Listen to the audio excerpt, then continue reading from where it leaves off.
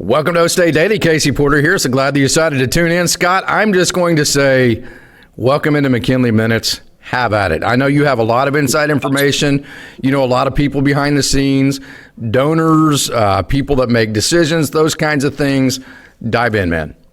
Oh my gosh, where do I even start? I think the first thing that I would say is I think every OSU fan felt a little bit of sadness yesterday, just from the standpoint that, Mike Gundy's been the best coach we've ever had. It was 20 years, worth of great memories. 18 of those were winning seasons, I believe. You can go through a laundry list of the accomplishments. But I also think that there was also a feeling with the majority of OSU fans of a little bit of relief. It's kind of one of those things when you feel like that, okay, this has been building for some time. I think everybody kind of knew that this was likely coming. I think it was also one of those things, okay, the move has finally happened. Now we can start building towards the future. I think there was an overwhelming feeling with most of the fans that I talked to yesterday about it. I do think that a lot of fans, including myself, just because of the way that we had handled things in the past, we didn't expect it to come that soon. I didn't. Not at all. Yeah. I think just knowing the way that we have handled things before, so the timing was a little bit surprising on that. But at the same time, like the old adage I've always said, anything that must be done eventually should be done immediately. Yeah. And to be frank, just being straight up honest, I don't even know if Gundy at the helm at this team would win another game this year. So it was, in my opinion, this was going to happen, whether it happened yesterday, whether it happened 6 months from now. If that's the case, you might as well just do it now. Let's try to start rebuilding. Yeah, I have no problem. So here's the deal. One of the biggest complaints I've had about OSU fans, the program itself, it's always been reactive and not proactive. If you were reactive in today's climate, that's a death sentence. You might as well be SMU in 1983 or whatever year it was, because things are moving so fast. Transfer portal now, they eliminated the spring portal. So you got to have, by the time the season, it's not good enough just to say, hey, in December we'll figure this out, then put a coaching search together, then do all. You've got to have everything in place. So by the time everything opens, you have all of your coaches basically hired, or at least maybe not the contract signed, but you know who they're going to be. So then, we saw yesterday, hey, you've had 3 or 4 decommits. Well, I love that comment from Chad Weiberg that, well, that doesn't mean that they won't end up at Oklahoma State. We can just, as soon as we get our next coaches, we can just recruit them back, and hopefully they can end up at OSU. And that falls on finding the best guy. So what this did was it gave Chad Weiberg, the regents, Dr. Hess, whoever is involved in this decision-making process, the most amount of time they have to vet every single situation to find the best guy, and they will do that. Yeah, I agree with that 100%, because I think I think Chad kind of mentioned it a little bit in the press conference yesterday, they're going to do a top to bottom evaluation of everything that's within the program, for whether that's NIL dollars, whether that's our philosophy, what type of coach are we looking for in the next, from a recruiting standpoint. I think they're going to do a top to bottom kind of evaluation of where we're at and where we need to go. And I also think that along those lines, they're going to be talking with donors and trying to get people, once they have their plan together, then they can go out there and they can sell that to the people that give the money, and again, and now we're also wanting to sell for the next head coach. Yeah. Because the next head coach knows he's walking into something. He's not getting the keys to a Cadillac now. If it had been 3-4 years ago, that you could have said, I think you could have said that. Today, he knows he's in rebuild mode from the word go. Main thing he's going to be concerned about is, okay, do we have the resources in place? Is the administration in place? Is fan support there? All those other things that a coach is going to look at that go into winning. That's what the new coach is going to be concerned about. This is a rhetorical question or loaded question, however you want to call it, because I know you already know the answer. And because you've given me this answer. Were you surprised at all with the amount of confidence that Chad showed in the fundraising abilities of Oklahoma State and the finances of OSU? We've been hearing from Coach Gundy and everybody else how poor we are and how far behind we are and everything. Chad pretty much put a stop to that yesterday. Yeah, I noted that during the press conference. He said it. No, he said at least twice that no, we have resources. Is that real or is that a front? No, I think it's real. Well, everything I will say is everything is relevant, right? Because if you try to compare our funding to Ohio State, our funding to the University of Texas, Texas A&M, yeah, okay, we probably don't have that. But what I've said all along, guys, we have enough resources to compete in the new Big 12. We do. That's that. I don't think that was falsehood in any way, shape, or form. I mean, be at the top of the Big 12. Exactly. And Chad mentioned, we've got over 100 something suites that are sold out. I mean, we have good attendance. We have, there's the OSU has resources. And I think that's another thing I kind of want to get into is, when Gundy, when we lost the Big 12 championship a couple years ago to Texas, I think everybody, I'm like, Gundy, I got your back. You know what I mean? I know what their budget is compared to ours. I get it. But the problem is what has been happening, in my opinion, in the last year and then bleeding over this year. These losses are not an NIL problem. Now, you might say Oregon, but the rest of them, guys, we're just playing bad football. I mean, last year we had a team, the players, it was almost an entire repeat team from a personnel standpoint that made it to the Big 12 championship the year before, and we couldn't win a single conference game. You can't say that was on players. That we just didn't have the right guys. Shoot, we had Ollie Gordon, for crying out loud. This guy's a Maxwell Award winner the year before, and I think that's the deal that I see going on is, yes, NIL matters, yes, money matters, but at the same time, so does on-field coaching. Mm-hmm. So does your culture within your program. It matters more now because you're having to overcome more. Exactly. So it's not, yes, NIL is a part of it, but that's not why this happened, in my opinion. Mm-hmm. Yeah. So here's kind of my evaluation of Coach Gundy. He's a great coach. He's great at coaching. He's great at creating systems that highlight, coaching being the centerpiece of making everything better. Okay, so those are the strengths. But then you're not great. Nobody's great at everything. But what happened is college football turned on its head, and now being a head coach is more about the other things that Coach Gundy has never been good at, which is trying to create good relations with donors or continuing to have good faith with fans to where they're excited and he's not saying stupid crap to piss them off all the time. And so what happened is, it turned on his head to where head coaching in college football actually became about the things that he's not good at more than the things that he is good at. Am I off there? No, I agree. You know what? Another kind of example that now it hasn't gotten to where we are at, but another example I kind of see brewing a little bit is Dabo Swinney at Clemson. Yeah. And you can't say Clemson doesn't have NIL dollars. They got as much money as anybody out there, but Dabo is still living. He's a phenomenal coach prior to the NIL transfer portal era. Yeah, he's struggling a little bit, and I know he hadn't forgotten how to coach football. And I think the same thing kind of happened with Gundy. So, it's like anything else. There's a number of variables that are involved in this. I do hate. Okay, this is the way it had to go down, but it had. At the end of the day, this had to happen, and I think that's the crux of the whole thing. That sometimes we don't get what we want. I still think that I hope at some point in the future we honor Coach Gundy in some way, whether it's Ring of Honor or we rename the field or statue or somehow like that. But at the same time, we need a new voice. We need new. I think we need to completely overhaul where we're at right now. Right now it's not good. I hope Coach Gundy is able to come to terms with this enough that allows us to celebrate him. So, let's say 2 years from now, if he walks on the field and Larry Reese over the thunderous PA says the winningest all-time coach in the history of Oklahoma State University, one of the most influential sporting figures in the history of OSU, I just hope that he doesn't burn this down to the point where we can't just give him the thunderous ovation and show him the love and support that we actually do have for him in moments like that, and not just that moment, but then another moment again and again and again and again, where we can continue to show Coach Gundy how much we love and appreciate him. I just hope he doesn't burn down that bridge. That's selfish for me, because I want to be able to stand and applaud him and show him my love in the future. Does that make sense? Yeah, no, it does. I completely agree with it. I think that's where we're all at. Is we don't him getting fired. It was not we want to ride you out of town on a rail kind of thing. It was just, look, this isn't working. We have to go a new direction, and time is of the essence. And I think another thing that I would add to the timing and everything of this, and Chad mentioned it in the press conference, that this is a very pivotal time. Oh, in no college doubt. football. Very pivotal from what's going on with conference realignment to the TV contracts and everything else that's coming up.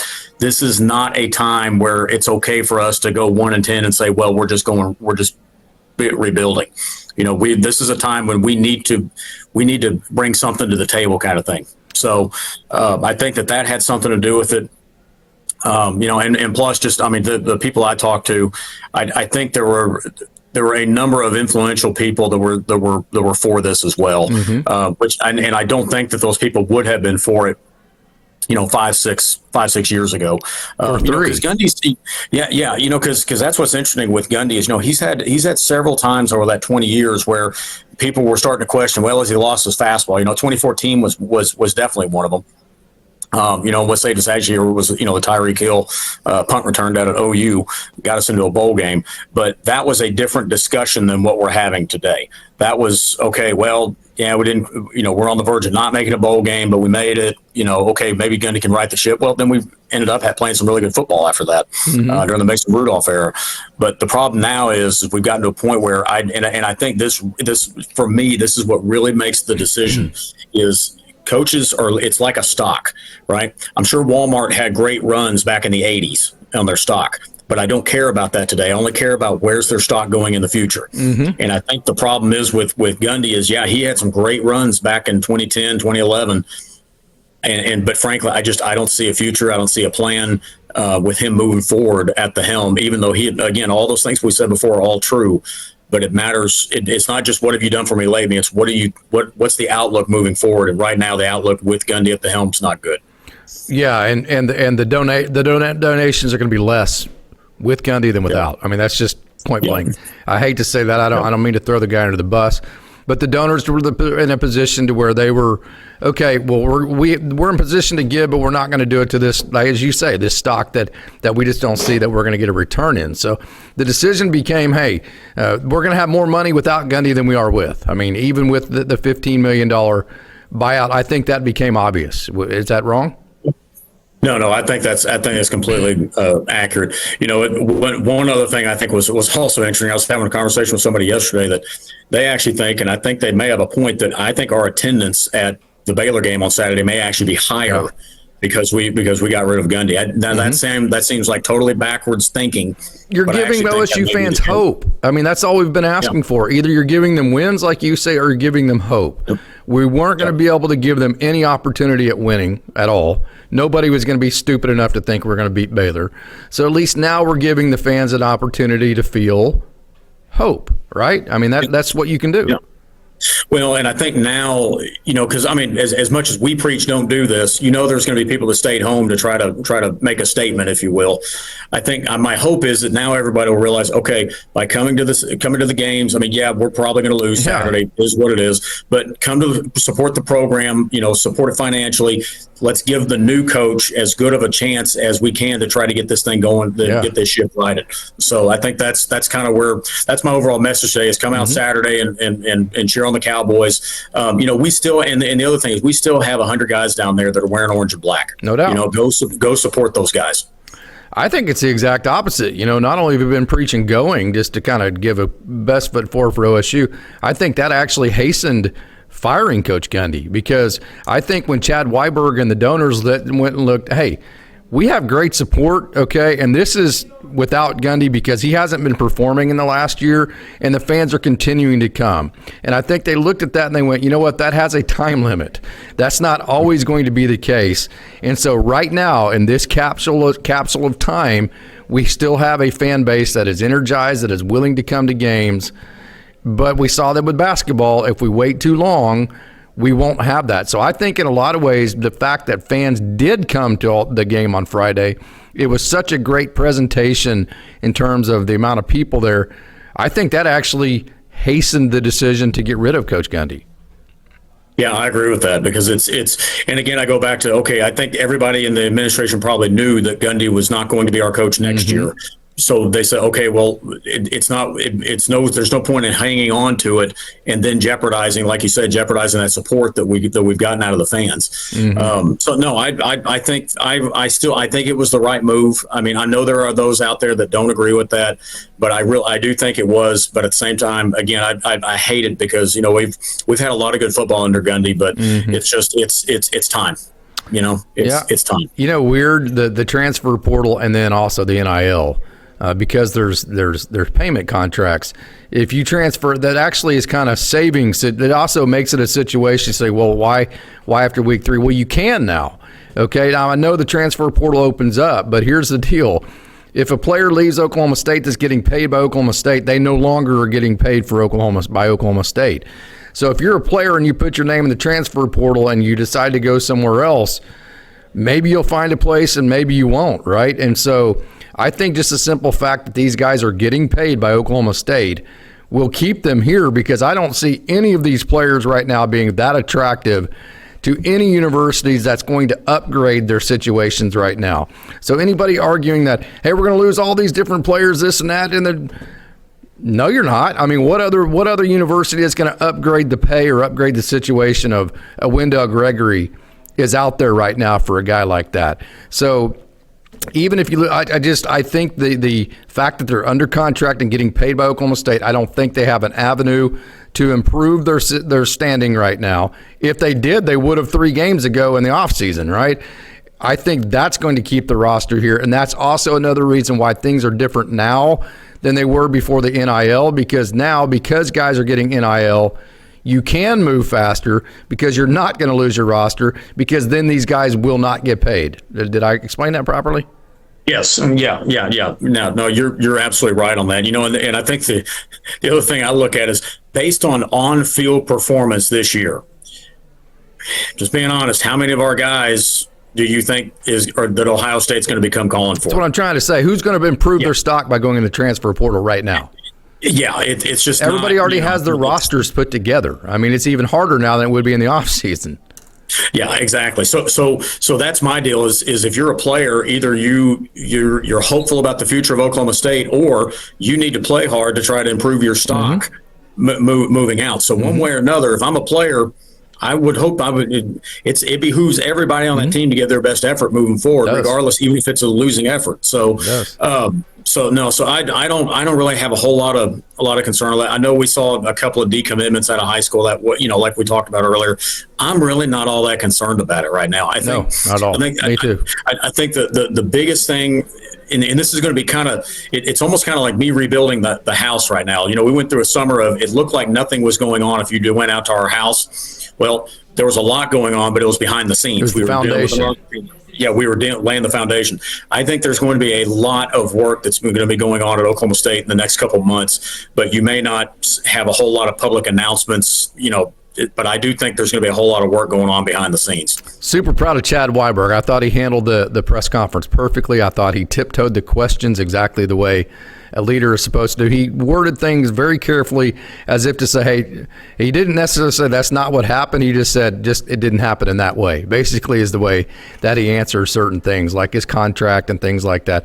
He didn't necessarily just say, no, that didn't happen. He just said, not in the way that you're presenting that way. So that kind of gives you ways to play both sides of the fence, and I thought he did a very masterful job of that.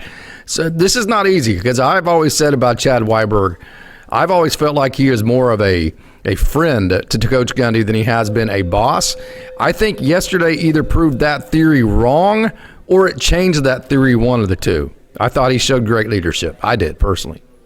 Yeah, no, I thought that I think everybody within the OSU administration, even Dr. Hess's note that he put out, I think everybody within the OSU administration handled it as well as they could. It's one of those things where and Chad mentioned, that's one of the difficult things that an athletic director has to do. That's probably not I guarantee you that's not what he wanted to do when he woke up Tuesday, but he knew it had to be done. And so, no, I think Chad did a great job. I have absolutely I see no issues with the Oklahoma State administration on how this was done. Some people don't people are not going to like the timing. I get it, but at the same time, and he said this yesterday, when's a good time? That's just the way that's just the way it is. So no, I think Chad did a great job. And you also had two OSU boys, two people that are very familiar with OSU to fall back on, Doug Meacham and Rob Glass. I think that also had a at least, that's down the line, like, hey, these guys can handle this. They know how OSU operates. They know how football operates. I think having those two guys to fall on, I think that also helped the decision. Yeah. I think again, I mean, the rest of the season is just it's going to be what it's going to be. But frankly, it was going to be that way anyway. Because whether people realize it or not, football games are not won in September; they're won back in February. That's the reality. Whether it's weight room, recruiting, those kind of things. So no, I think the good news is I think our trajectory. We now, like you said earlier, we have the hope that our trajectory is going to be up as opposed to where we've been going, which is nothing but just down and out. Yeah. So for the fans that, like me, that have an inferiority complex over OSU, like, okay, well, even if you do get the next Jimmy Johnson, he's just going to freaking leave. Same with Les Miles, guys like that. We're just going to become a stepping stone, and then that's the best case scenario. Worst case scenario, you turn into what Nebraska has been in football for the last whatever. Virginia Tech, it's been 10 years since Frank Beamer retired, or Oklahoma State basketball. For those fans that are scared to death right now, what is your message for them? Well, I actually have a lot of thoughts on this one. And one, I would say, first off, our expectation of the new coach cannot be that, we need him to stay for 20 years. So what Mike Gundy did, that is extremely unusual. Having somebody tenured that long is extremely unusual. The other thing I would say, and I've said it before in the podcast, is just something to think about, is, that we talk about, if they get good, they leave. Okay, guys, that's college football. You think about it. Nick Saban left LSU. Yeah, right. Lincoln Riley left OU. Well, he left Michigan State first, right?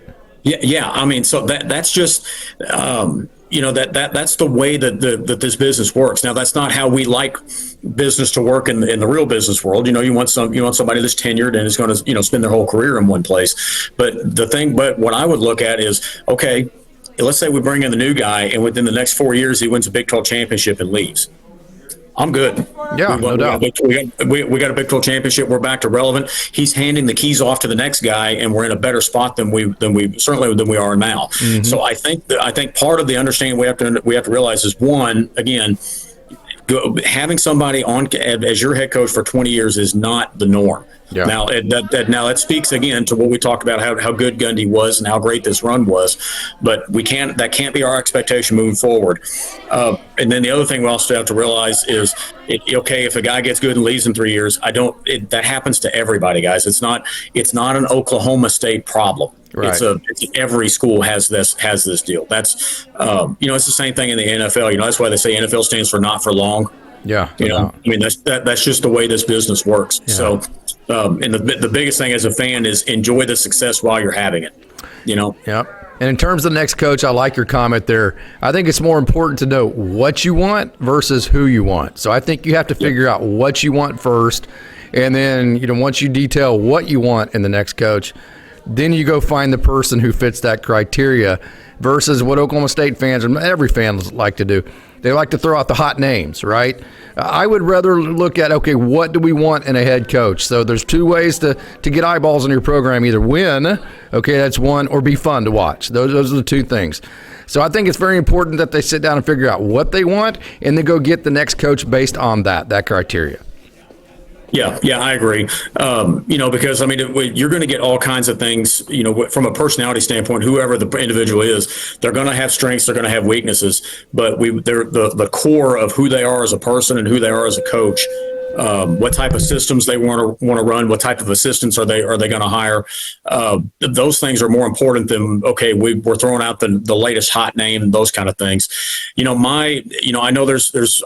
I'm like you, I've seen all kinds of names thrown out there. My personal opinion, I kind of would like to have somebody that's got some head coaching experience, just because this is a large organization. There's a lot of moving parts to it. You have to understand everything about the process. But what if Doug Meacham is your interim for the rest of this year? You keep him. He has your head coaching experience for you. Does that change your mind? I don't think it'll be Meacham, but Could be wrong. I don't mean as the next head coach. I mean, I'm saying the next head coach retains Doug Meacham. Now you have Doug Meacham who knows OSU. He's been a head coach at OSU. Does that lessen your need to have a guy with head coaching experience? Are you following what I'm saying? Yeah. No, I'm with you. No, I think it does and it doesn't. I think the challenge, what I see is the head coach these days is going to have to be able to manage. He's going to have to be able to manage more than just, okay, yeah, the guy understands X's and O's. You know, he can't just, it's not just, okay, well, this guy's good at calling plays or what have you. He's going to have to manage recruiting. He's going to have to manage NIL, transfer portal, coaching staff, administrative staff, strength and conditioning staff. I mean, he's going to have to put the right people in the right spots to manage all that, because he can't do all of it all at once, kind of a thing. Oh, I think you're muted. Okay, sorry. Which is why I also, like you say, okay, the Oregon OC. Well, that Oregon OC has no idea what recruiting the NIL and transfer portal to an Oklahoma State is like.